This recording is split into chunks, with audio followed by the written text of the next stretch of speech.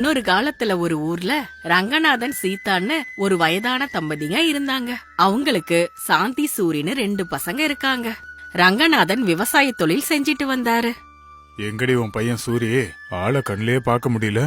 இன்னைக்கு அவன் வீட்டுக்கு வரலையா? அவன் என்னைக்கு வீட்டுக்கு நேரத்துக்கு வந்திருக்கான்?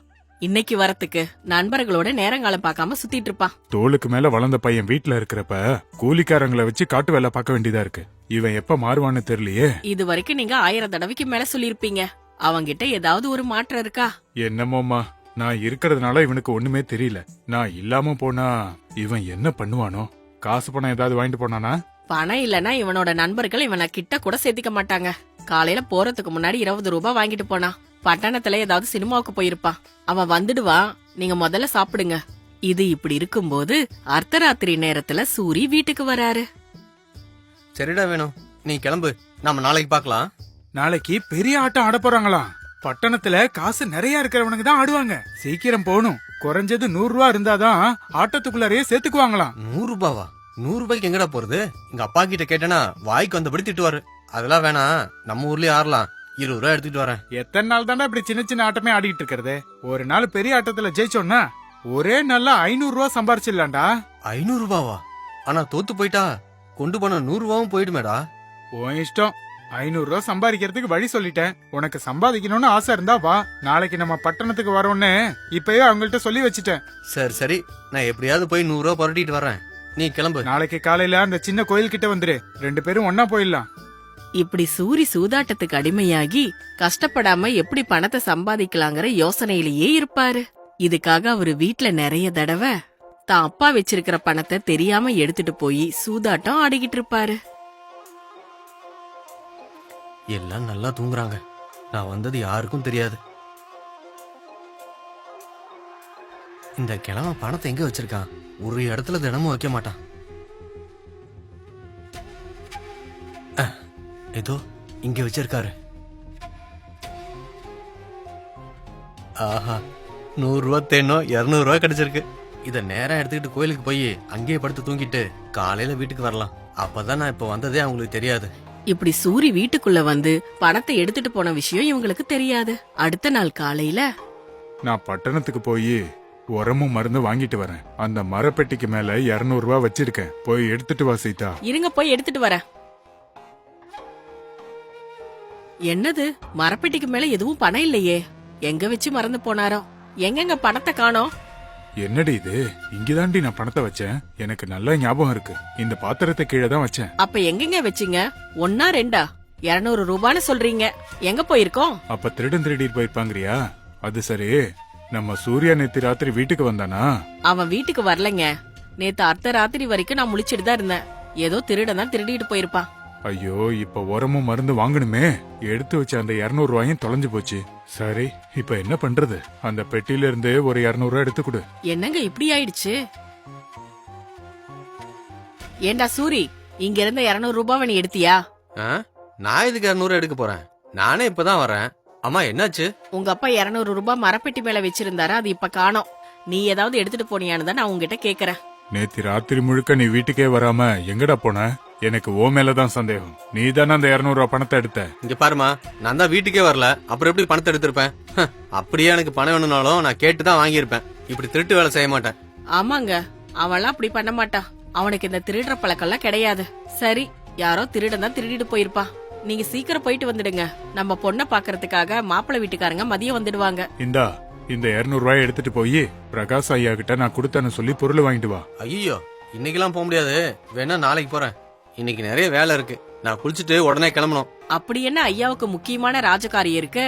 நண்பர்களோட ஒரு நாள் சுத்தாம இருந்தா என்ன ஆயிட போகுது? அதோட மாப்பிள்ளை வீட்டுக்காரங்க வேற வராங்க. அந்த நேரத்துல உங்க அப்பா வீட்டுல இருக்கணும் இல்லையா? அதெல்லாம் எனக்கு தெரியாதுமா, நான் கிளம்பணும். இப்படி வீட்டுக்குள்ள திருடின 200 ரூபாய் பணத்தை எடுத்துக்கிட்டு தான் நண்பன் வேணுவோட சேர்ந்து பட்டணத்துக்கு சூதாட்ட ஆட கிளம்பி போறாரு. இன்னைக்கு சாயந்தரம் நம்ம திரும்பி வரும்போது நம்ம ஜோப்ல எப்படியாவது 500 ரூபாய் இருக்கணும். நீ வேணா பாரு, இன்னைக்கு வெற்றி நமக்கு தான். 100 ரூபாய் எடுத்துட்டு வர சொன்னேன், எடுத்துட்டு வந்துட்டேன். என்ன பொதோ தெரியல, புது ஆளுங்க கூட ஆட போறோம். பயப்படாதடா, என்கிட்ட சொலையா 50 ரூபாய் இருக்கு. இன்னைய நாள் நம்ம நாள்டா. ஜாக்கிரதையா ஆடணும்னு வையே, கண்டிப்பா நாம தான் ஜெயிப்போம். எப்பவுமே நாம அப்படிதான் நினைப்போம். எங்க அப்பா மருந்து வாங்குறதுக்காக அந்த காசை வச்சிருந்தாரு. அவருக்கு தெரியாம நான் அந்த காசை திருடிட்டு வந்திருக்கேன். சாயந்தரம் அதை 2 மடங்காக்கி திருப்பி கொடுத்துரு. சரி வா, சீக்கிரம் போலாம். இப்பவே ரொம்ப நேரம் ஆயிடுச்சு. 2 பேரும் பட்டணத்துக்கு போய் சூதாட்ட விடுதியில சூதாட்டம் ஆடுறாங்க. சூரி தான் வச்சிருந்த 100 ரூபாய சூதாட்டத்துல தோத்துடுறாரு. நீ வச்சிருந்த 100 ரூபா போனா போட்டும்டா. என்கிட்டதான் 50 ரூபா இருக்குல்ல, இத வச்சு கண்டிப்பா நம்ம ஜெயிச்சிடலாம். நீ வேணா பாரு. அவங்க நல்லா விளையாடுறாங்கடா. இவங்க கூட ஆடுறதெல்லாம் கஷ்டம்தான். நான் தான் இருக்கேன்ல, இருடா. இந்த 50 ரூபாய வச்சு ஆட்டத்தை ஆரம்பிக்கிறேன். வேணு தான் வச்சிருந்த 50 ரூபாவை சூதாட்டத்துல தோத்து இழக்கிறாரு. இன்னைக்கு நமக்கு நாளே சரியில்லைன்னு நினைக்கிறேன்டா.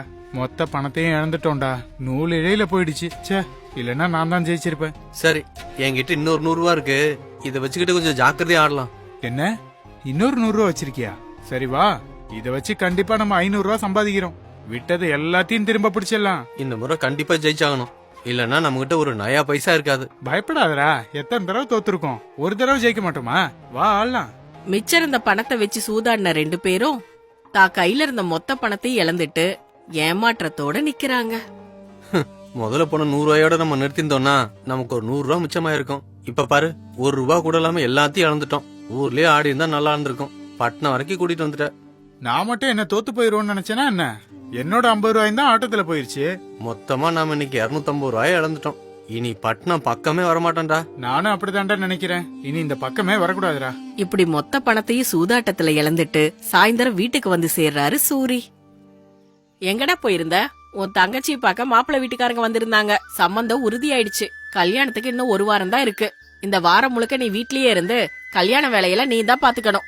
சரிம்மா, நான் வீட்ல இருந்து எல்லா வேலையும் பாக்குறேன். பொண்ணுக்கு எவ்வளவு போட சொல்லி கேட்டாங்க? குடுக்கறதுக்கு நம்ம கிட்ட எங்கடா பணம் இருக்கு? இருக்கிற 2 ஏக்கர் நிலத்துல உன் தங்கச்சிக்கு 1 ஏக்கர் நிலம் தரோம். கல்யாண செலவை நம்மளையே ஏத்துக்க சொல்லி கல்யாணத்தை சிறப்பா செய்ய சொல்லிட்டாங்க. சரிம்மா, நல்ல சம்பந்தம் கிடைச்சதுல அது போதும். இப்படி ஒரு நல்ல முகூர்த்த நாள்ல தங்கச்சியோட திருமணம் நடக்குது. இப்படியே கொஞ்சம் வருஷம் ஆனதுக்கு அப்புறம் அப்பாவோட உடல்நிலை மோசமாகுது. இத பாரு சூரி, என் உடம்பு வர வர ரொம்ப மோசமாயிருச்சுடா. நான் ரொம்ப நாள் வாழ்றது கஷ்டம். இதுக்கப்புறமும் நீ நம்ம விவசாய வேலைகளை பாக்கலன்னா குடும்பத்தை நடத்துறதே கஷ்டமாயிடும்டா. நான் தான் இந்த காட்டு வேலையில எல்லாம் விருப்பம் இல்லைன்னு சொல்லிட்டே இருக்கேன்லப்பா. நான் பட்டணத்துக்கு போய் ஏதாவது நல்ல வேலையா பாத்துக்கிறேன். பட்டணத்துல நீ வேலை பார்க்கணும்னா அதுக்கு நல்லா படிச்சிருக்கணுமேடா. நீ சுத்தமா படிக்கவே இல்ல. உனக்கு யாரு வேலை கொடுப்பா? என் பேச்ச கேளு. நீ விவசாயம் செஞ்சின்னா உன் சொந்த கால்ல நீ நிக்கலாம். சரி, பாக்குறேன்ப்பா. இப்பதான் விவசாய வேலை எதுவும் இல்லையே. மழை காலம் வந்ததுக்கு அப்புறம் செய்யறேன். என்னடா பண்ண போற? இது நாள் வரைக்கும் நான் எல்லாத்தையும் சமாளிச்சுக்கிட்டு இருந்தேன். நாளையில இருந்து உன் வாழ்க்கையை நீ தாண்டா பாத்துக்கணும். இப்படியே சோம்பேறியா சுத்திக்கிட்டு இருந்தேன்னா அப்புறம் ரொம்ப கஷ்டப்படுவ. கொஞ்ச நாள்லயே அப்பா ரங்கநாதன் இறந்து போயிடுறாரு. தாங்கிட்ட இருந்த கொஞ்சம் விவசாய நிலத்தையும் வித்துட்டு வந்த பணத்துல சூதாட்ட ஆடி மொத்த பணத்தையும் இழக்கிறாரு. இருந்த மொத்த காசையும் இப்படி இழந்துட்டியேடா. முதல்ல இருந்தே நான் சொல்லிக்கிட்டு இருக்கேன், கெட்டவங்களோட சாவகாசம் வச்சுக்காதன்னு. என்னைக்கு உனக்கு பிடிச்சதோ இந்த சூதாட்ட பேயி. கையில நயா பைசா இல்லாம பண்ணிட்ட. இப்ப என்னதான் பண்ணலான்னு இருக்கடா? என்ன பண்ணலாம் தான் யோசிச்சுக்கிட்டு இருக்கேன். நிலத்தை வைக்காம இருந்தா விவசாயம் பண்ணியாவது பொழைச்சிருப்பேன். ஆனா இப்ப நிலத்தை வாங்குற அளவுக்கு என்கிட்ட பணம் இல்லையே. இத பாருடா, நல்லா கேட்டுக்க. என்கிட்ட கொஞ்சம் நகைகள் இருக்கு. அத வித்து 1 ஏக்கர் நிலத்தை வாங்கு. கஷ்டப்பட்டு விவசாயம் செஞ்சனா எல்லாம் உனக்கு திரும்ப கிடைச்சிடும். நல்லா கஷ்டப்பட கத்துக்கிட்டனா அதிர்ஷ்டமும் செல்வமும் தானா தேடி வரும். சரிம்மா, நான் நாளைக்கே பட்டணத்துக்கு போய் நகையை வித்துட்டு வந்துடுறேன். இப்படி அடுத்த நாள் காலையில அம்மா கொடுத்த நகைகளை எடுத்துக்கிட்டு பட்டணத்தை நோக்கி போறாரு. போற வழியில இந்த நகையை வித்தா நிறைய பணம் கிடைக்கும். இதுல பாதி பணத்தை எடுத்து பட்டணத்துல சூதாடி பார்த்தனா இந்த தடவை நான் கண்டிப்பா நல்லா ஆடி ஜெயிச்சு இந்த பணத்தை 2 மடங்கு ஆக்கிடுவேன். ரொம்ப தூரம் நடந்து வந்தாச்சு, களைப்பா இருக்கு. கொஞ்ச நேரம் இங்கேயே ஓய்வு எடுத்துக்கலாம். ஏய், யாரு நீ? தங்க நகைகளை வச்சுக்கிட்டு எங்க போயிட்டு இருக்க? நீ பேயா? நான் எங்க போறேங்கிறதெல்லாம் உனக்கு அப்புறமா சொல்றேன். என்கிட்ட தங்க நகை இருக்குன்னு உனக்கு எப்படி தெரியும்? நீ இப்ப எங்க போற, எதுக்காக போறன்னு முதல்ல என்கிட்ட சொல்லு. என்கிட்ட இருக்கிற தங்க நகைகள் எல்லாம் வித்து அதுல வர பணத்துல விவசாய நிலம் வாங்க போறேன். நீ என்கிட்ட போய் சொல்ற, எனக்கு தெரியும். நீ இந்த நகையை வித்துட்டு சூதாட்டம் ஆடுறதுக்காக தானே போற. நீ பணத்தை எடுத்துட்டு போய் சூதாட்டம் ஆடி அந்த பணத்தையும் நீ மொத்தமா இழந்துட்ட. அப்படியா? எத்தனையோ தடவை தோத்துட்டேன். இந்த முறை நான் கண்டிப்பா ஜெயிப்பேன். எனக்கு அந்த நம்பிக்கை இருக்கு. நீ கஷ்டப்படாமையே பணம் சம்பாதிக்கலாம்னு நினைச்சிட்டு இருக்க. அதுக்காக தான் நீ சூதாட்டம் ஆடிக்கிட்டு இருக்க. சூதாட்டம் ஆடுறவங்க கையில காசு நிக்காது. சரி, நீ கஷ்டப்படாமயே பணம் சம்பாதிக்க ஒரு வழி இருக்கு. அது உனக்கு சொல்லவா?